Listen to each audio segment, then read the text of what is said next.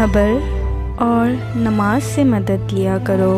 बेशक अल्लाह सब्र करने वालों के साथ है।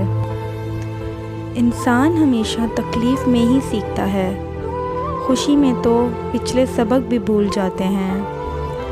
सब्र, खामोशी और लाताल्लुकी बेहतरीन इंतकाम है। सब्र वक्त मांगता है और वक्त सब्र मांगता है। सब्र का दामन हाथ से ना छोड़ो। उन लोगों पर गम का कोई असर नहीं होता जो अपनी ज़िंदगी सब्र और शुक्र से गुजारते। मुसीबतों का सामना सब्र से करो और खुशियों की हिफाजत शुक्र करने से करो।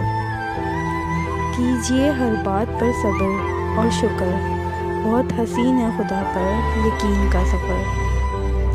हर तरह का वक्त गुज़रता है ज़िंदगी में, सब्र किया करो बस। अच्छे वक्त में सब्र की आजमाइश होती है।